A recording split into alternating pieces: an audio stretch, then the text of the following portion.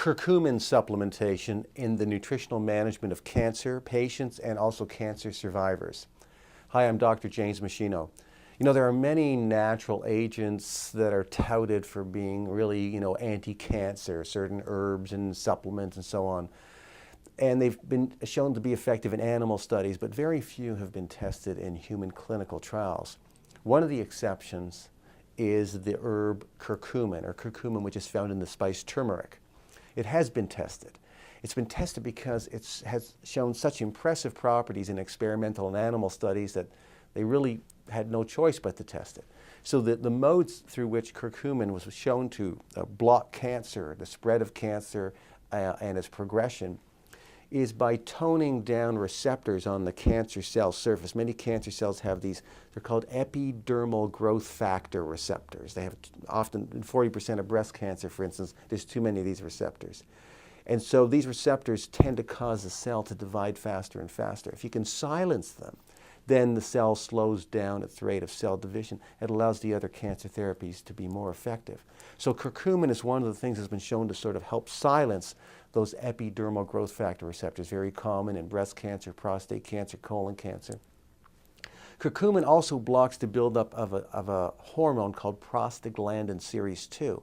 And cancer cells like to make prostaglandin series 2. It helps them keep dividing. If you can block the formation of prostaglandin series 2, then you slow down the rate at which the cancer cell can divide. The other therapies will be more effective. This is one of the ways that aspirin has been shown to reduce risk of cancer. You probably have read articles like that, by blocking a particular enzyme called cyclooxygenase. Curcumin does the same thing without causing gastrointestinal ulceration and bleeding, without damaging the liver and the kidneys, as too many aspirins would be inclined to do. The other thing is that curcumin blocks another enzyme that cancer cells use. It's called the lipoxygenase enzyme. We just call it LOX.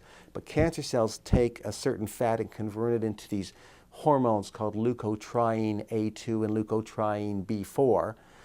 And they cause the cancer cell to divide very rapidly. By blocking that lipoxygenase enzyme, you stop the cancer cell from getting the traction that it would like to have. Curcumin's also been shown to block the ability of tumor cells to form new blood vessels to feed themselves. If you can restrict their blood flow, then the rate at which the tumor is going to grow is going to be much slower because it can't get the nutrients it needs for many cells to proliferate. And also, it's harder for the cancer cells to spread to other parts of the body if you cut off the blood supply.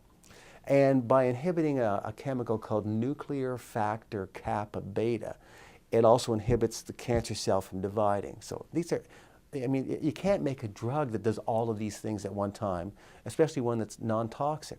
So they tested curcumin in a really hard clinical trial.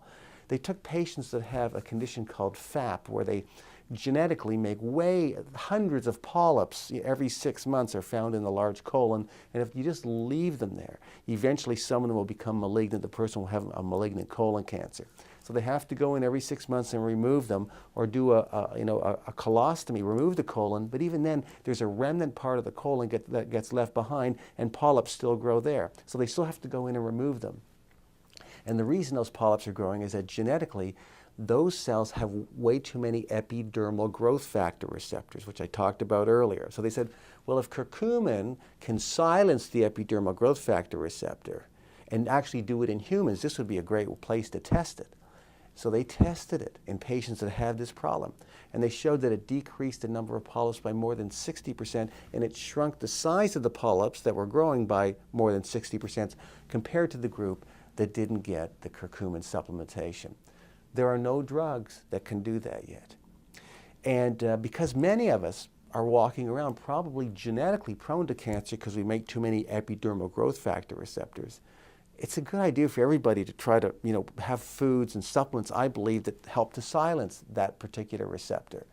So as the director of nutritional therapy at the Canadian Cancer Immunotherapy Clinic, which is an integrative cancer center, it's spearheaded by a medical doctor who I have great respect for, I provide the adjunct of nutritional management to cancer patients who want that nutrition consultation.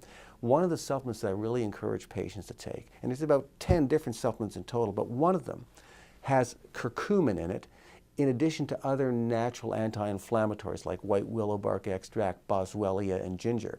because all of them have anti-cancer properties.